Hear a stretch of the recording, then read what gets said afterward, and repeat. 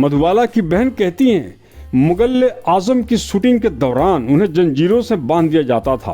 पूरे दिन वे इसी जंजीर में जकड़ी रहती थीं। मधुबाला का जन्म मुमताज जहां बेगम दहलवी के रूप में दिल्ली पंजाब प्रांत ब्रिटिश भारत में 14 फरवरी 1933 को उत्तर पश्चिम सीमा प्रांत की पेशावर घाटी से यूसुफजई जनजाति के पश्तून वंश के एक मुस्लिम परिवार में हुआ था। वह अत्ताउल्लाह खान और आयशा बेगम की 11 संतानों में से 5वीं थी। परिवार के सदस्यों से ज्ञात मधुबाला वेंट्रिकुलर सेप्टल दोष के साथ पैदा हुई थी, जो कि एक जन्मजात हृदय विकार है जिसका उस समय कोई इलाज नहीं था। अत्ताउल्लाह खान जो पेशावर घाटी के पश्तूनों की यूसुफजई जनजाति से आए थे। मधुबाला ने अपना अधिकांश बचपन दिल्ली में बिताया और बिना किसी स्वास्थ्य समस्या के बड़ी हुई। मुस्लिम पिता के रूढ़िवादी विचारों के कारण न तो मधुबाला और न ही उनकी कोई बहन को पढ़ाया गया। मधुबाला ने फिर भी अपने पिता के मार्गदर्शन में उर्दू और हिंदी के साथ साथ अपनी मूल भाषा पश्तो पढ़नी और लिखनी सीखी।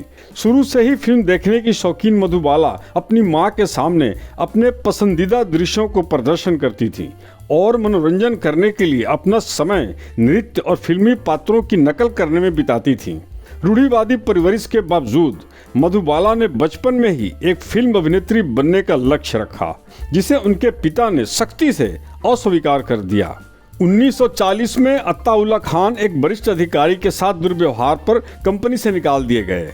इसके बाद खान का निर्णय बदल गया। जल्द ही मधुबाला को ऑल इंडिया रेडियो स्टेशन पर खुर्शीद अनवर की रचनाएं गाने के लिए नियुक्त किया गया। 7 वर्ष की आयु में उन्होंने वहां महीनों तक काम करना जारी रखा और बॉम्बे में स्थित स्टूडियो बॉम्बे टॉकीज के महाप्रबंधक राय बहादुर चुन्नी लाल के परिचित में शामिल हो गईं।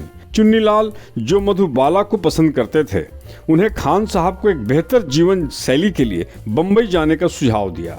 1941 की गर्मियों में खान मधुबाला और परिवार के अन्य सदस्य बॉम्बे में हस्तांतरित हो गए और उत्तर पश्चिमी बॉम्बे के मलाड पड़ोस में मौजूद एक गौशाला में बस गए। और स्टूडियो के अधिकारियों की मंजूरी के बाद चुन्नी लाल ने मधुबाला को बॉम्बे टॉकीज के प्रोडक्शन में एक किशोर भूमिका के लिए साइन किया, 150 रुपए के वेतन पर। फिल्म वसंत जुलाई 1942 में रिलीज हुई। वसंत व्यावसायिक रूप से एक बड़ी सफलता बन गई। मधुबाला के काम को सराहना मिली, लेकिन स्टूडियो ने उनका अनुबंध छोड़ दिया क्योंकि उस समय किसी बाल कलाकार की आवश्यकता नहीं थी।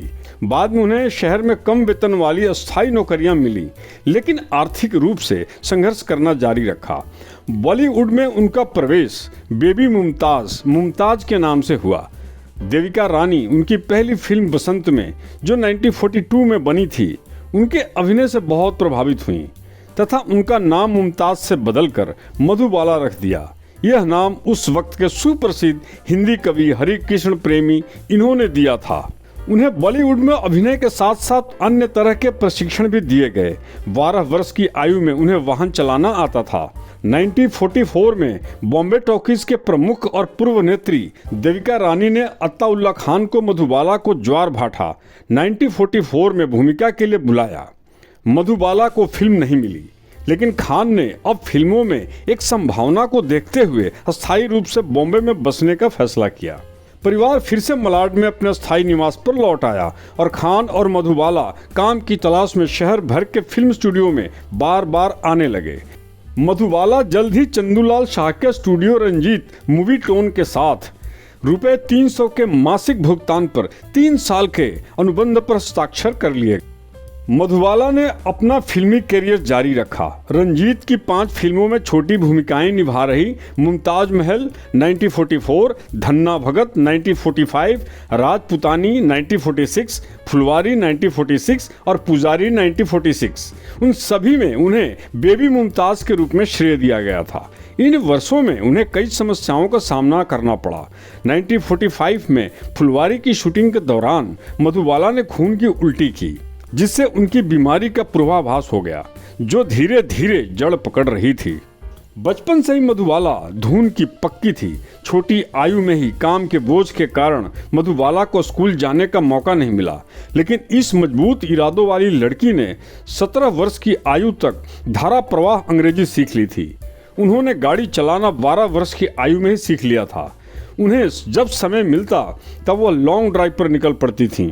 मधुबाला को कपड़ों और गहनों पर पैसा बर्बाद करना पसंद नहीं था। वह छोटी छोटी चीज़ों से खुश हो जाती थी। नवंबर 1946 में मधुबाला ने मोहन सिन्हा के निर्देशन में बनी 2 फिल्मों की शूटिंग शुरू की, चित्तौड़ विजय और मेरे भगवान, जो व्यस्त भूमिकाओं के लिए सिल्वर स्क्रीन के लिए उनका परिचय माना जाता था।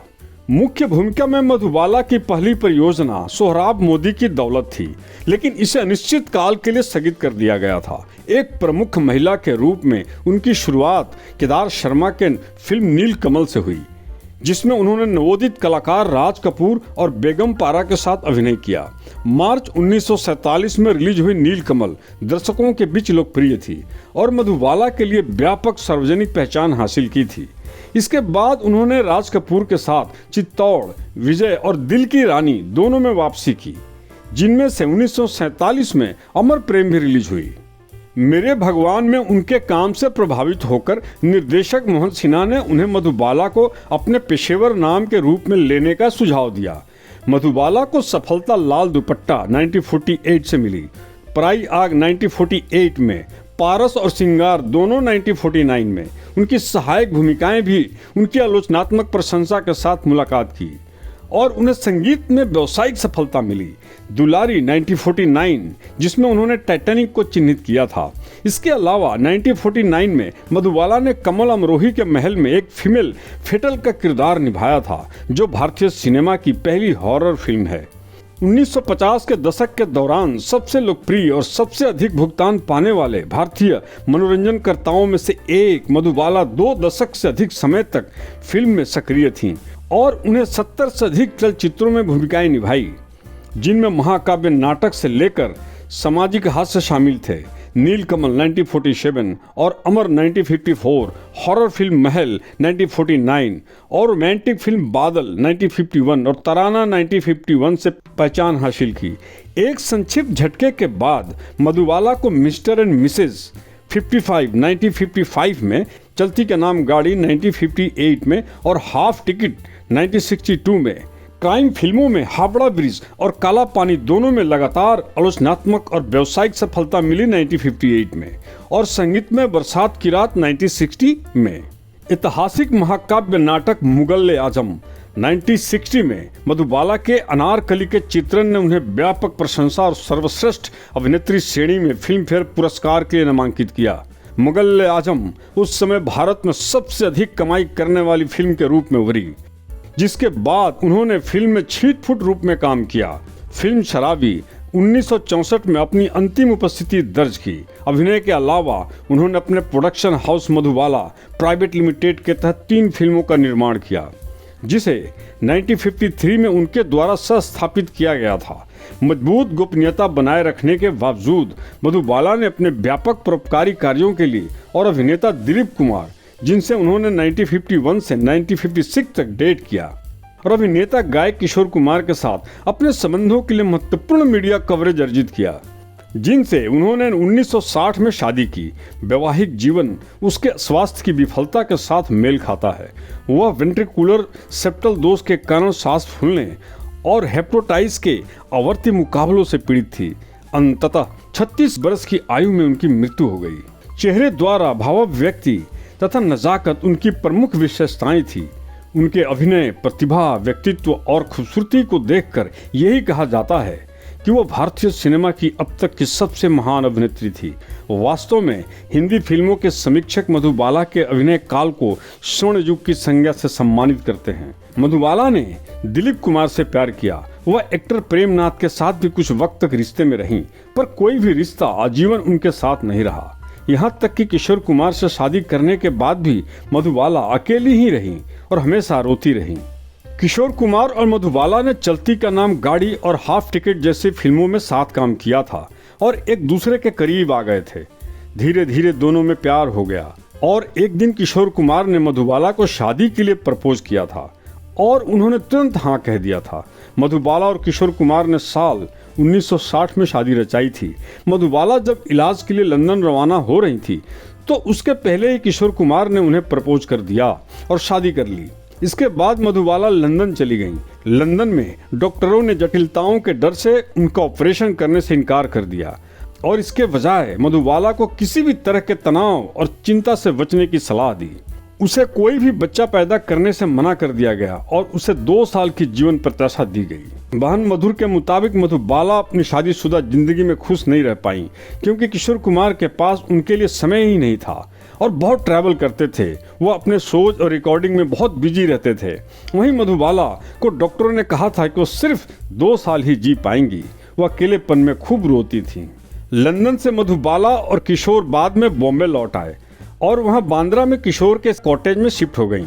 उनकी स्वास्थ्य की स्थिति लगातार गिरती जा रही थी। धार्मिक मतभेदों के कारण अपने ससुराल वालों की करवाहट से बचने के लिए मधुबाला बाद में बांद्रा के क्वार्टर डेक में किशोर के नए खरीदे गए फ्लैट में चली गईं। हालांकि किशोर कुछ समय के लिए फ्लैट में रहे और फिर उसे एक नर्स और एक ड्राइवर के साथ अकेला छोड़ गए। हालांकि मधुबाला के सभी चिकित्सा खर्च किशोर कुमार वहन कर रहे थे। मधुबाला ने खुद को परित्यक्त महसूस किया और अपनी शादी के 2 महीने से भी कम समय में अपने घर लौट आईं। अपने शेष जीवन के लिए वह कभी कभी उनसे मिलने जाती थीं। जून 1966 के अंत में मधुबाला आंशिक रूप से ठीक हो गई थी और उन्हें राज कपूर के साथ जेके नंदा की फिल्म चालक के साथ फिर से फिल्म में लौटने का फैसला किया। उनकी वापसी का मीडिया ने स्वागत किया, लेकिन शूटिंग शुरू होते ही मधुबाला तुरंत बेहोश हो गईं। इस प्रकार फिल्म कभी पूरी नहीं हुई। बाद में उसे ब्रिज कैंडी अस्पताल में भर्ती कराया गया। मधुबाला ने अपने अंतिम वर्ष बिस्तर पर बिताए और उनका वजन बहुत कम हो गया था। उनका विशेष आकर्षण उर्दू शायरी था और वह नियमित रूप से अपनी फिल्में, विशेषकर मुगल-ए-आजम, एक होम प्रोजेक्टर पर देखती थीं। वह बहुत एकांत प्रिय हो गईं। उन दिनों फिल्म उद्योग से केवल गीता दत्त और वहीदा रहमान से मुलाकात। उन्हें लगभग हर हफ्ते एक्सचेंज ट्रांसफ्यूजन से गुजरना पड़ता था। उनके शरीर ने अतिरिक्त रक्त का उत्पादन करना शुरू कर दिया जो उनकी नाक और मुंह से बाहर निकल जाता था। इस तरह जटिलताओं से बचने के लिए खून निकलना पड़ता था और एक ऑक्सीजन सिलेंडर को भी उनके पास रखना पड़ता था क्योंकि वो अक्सर हाइपोक्सिया से पीड़ित रहती थीं।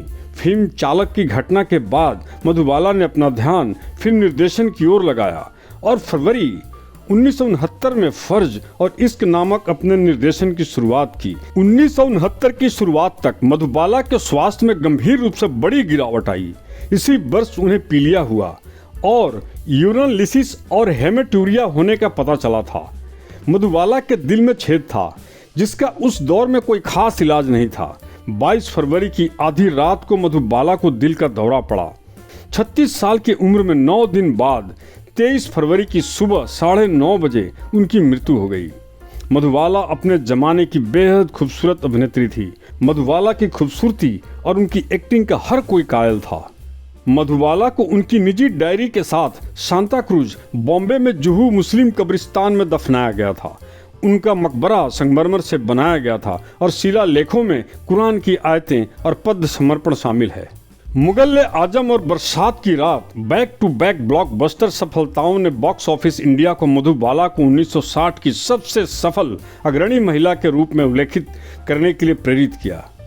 हालांकि मधुबाला की सफलता ने उन्हें और भी प्रमुख भूमिकाएं मिल सकती थी, लेकिन उन्हें सलाह दी गई कि वे अपने दिल की स्थिति के कारण अधिक काम ना करें और पहले से चल रही कुछ प्रस्तुतियों से हटाना पड़ा, जिसमें बॉम्बे का बाबू, नोटी बॉय और जहां आरा शामिल है, जिसमें उन्हें बदल दिया गया था। और ये बस्ती, ये लोग, सुहाना गीत और किशोर कुमार के साथ एक अनटाइटल फिल्म जो कभी पूरी नहीं हुई, उनके आगे की रिलीज बॉडी डबल्स द्वारा पूरी की गई। मधुबाला कभी कभी काम पर दिखाई देती थीं। 1961 में उनकी अभिनीत 3 फिल्में रिलीज हुई। झुमरू 1961 में, बॉयफ्रेंड 1961 में और पासपोर्ट 1961 में। सभी को वर्ष की शीर्ष कमाई करने वाली प्रस्तुतियों में स्थान दिया गया। अगले साल हाफ टिकट 1962 में उन्हें पति किशोर कुमार के साथ एक हास्य किरदार निभाते हुए देखा। यह एक महत्वपूर्ण और व्यावसायिक सफलता भी थी। इसके अलावा 1962 में जारी मधुबाला प्राइवेट लिमिटेड की तीसरी और आखिरी प्रस्तुति पठान थी। यह बॉक्स ऑफिस पर फ्लॉप साबित हुई। मधुबाला ने 1964 में शराबी को पूरा किया, जो यह फिल्म उनके जीवन काल में उनकी अंतिम रिलीज बन गई। मुगल-ए-आजम में उनका अभिनय विशेष उल्लेखनीय है। इस फिल्म में सिर्फ उनका अभिनय ही नहीं, कला के प्रति समर्पण भी देखने को मिलता है। इसमें अनारकली की भूमिका में उनके जीवन की सबसे महत्वपूर्ण भूमिका रही। उनका लगातार गिरता हुआ स्वास्थ्य उन्हें अभिनय करने से रोक रहा था, लेकिन वो नहीं रुकी। उन्होंने इस फिल्म को पूरा करने का दृढ़ निश्चय कर लिया था। फिल्म के निर्देशक के आसिफ फिल्म में वास्तविकता लाना चाहते थे। वे मधुबाला की बीमारी से भी अनजान थे। उन्होंने शूटिंग के लिए असली जंजीरों का प्रयोग किया। मधुबाला के स्वास्थ्य खराब होने के बावजूद भारी जंजीरों के साथ अभिनय किया। इन जंजीरों से उनके हाथ की त्वचा छिल गई, लेकिन फिर भी उन्होंने अभिनय जारी रखा।